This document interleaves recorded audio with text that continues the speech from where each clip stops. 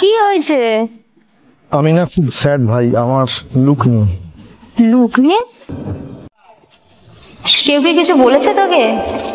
হ্যাঁ রে, সবাই তো বলে শহরে আদব কায়দা, স্মার্টনেস, গায়ের colour, hair style, dress sense এগুলো সব নাকি খুব ভ্যারি করে মানুষ হওয়ার জন্য।